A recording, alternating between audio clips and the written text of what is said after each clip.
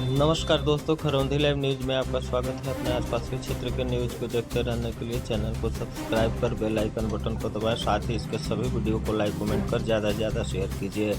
प्रधानमंत्री नरेंद्र मोदी ने शुक्रवार को हरियाणा के रेवाड़ी में कांग्रेस पर जमकर निशाना साधा और कहा कि भगवान राम को काल्पनिक बताने वाले कांग्रेसी भी अब जय सिया राम बोलने लगे हैं।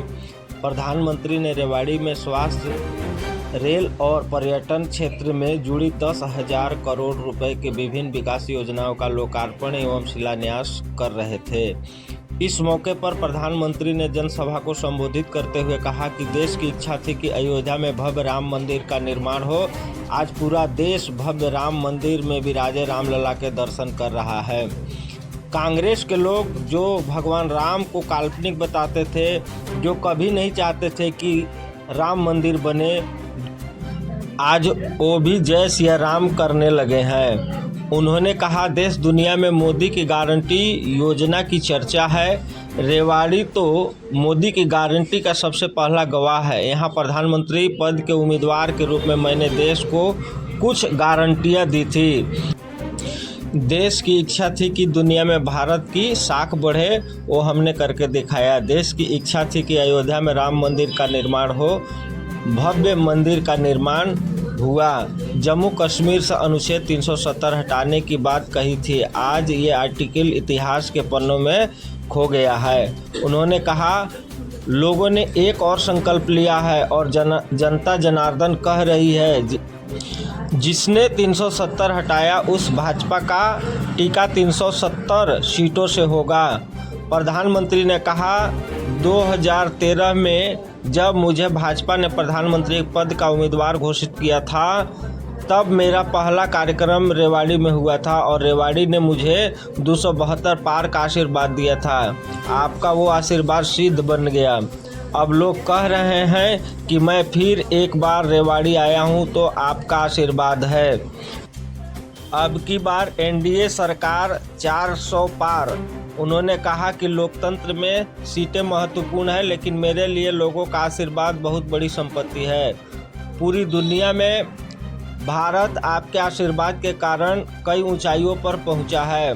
प्रधानमंत्री ने लोगों से कहा कि अब मुझे अपने तीसरे कार्यकाल में भारत को दुनिया की तीसरी सबसे बड़ी अर्थव्यवस्था बनाने के लिए आपके आशीर्वाद की ज़रूरत है। कांग्रेस पर हमला करते हुए उन्होंने कहा, कांग्रेस का ट्रैक रिकॉर्ड देश की आधे से अधिक आबादी को दशकों तक छोटी छोटी ज़रूरतों से दूर रखने, सिर्फ एक ही परिवार के हित को देशवासियों के हित से ऊपर रखने, घोटालों, सेना और सैनिकों दोनों को कमज़ोर करने का है। प्रधानमंत्री ने लोगों को आग्रह करते हुए कहा कि आज भी कांग्रेस की टीम, नेता और नीयत वही है। प्रधानमंत्री ने कांग्रेस के पूर्व अध्यक्ष राहुल गांधी का नाम लिए बिना तंज कसते हुए कहा कि एक परिवार के मुंह में फंसी कांग्रेस आज अपने इतिहास के सबसे दयनीय दौर से गुजर रही है। इनके नेता से अपना एक स्टार्टअप नहीं संभल रहा, ये लोग देश संभालने का सपना देख रहे हैं। उन्होंने कहा कि कांग्रेस के नेता एक एक कर पार्टी छोड़कर जा रहे हैं। आज स्थिति ये है कि कांग्रेस के पास अपने कार्यकर्ता तक नहीं बचे हैं। जहां सरकार में है, वहां इनसे सरकारें तक नहीं संभल रही है। प्रधानमंत्री ने अपनी यूएई और कतर की हालिया यात्रा का जिक्र करते हुए कहा कि भारत को अब हर कोने से जो सम्मान मिलता है, वह अकेले मोदी की नहीं बल्कि हर भारतीय का है।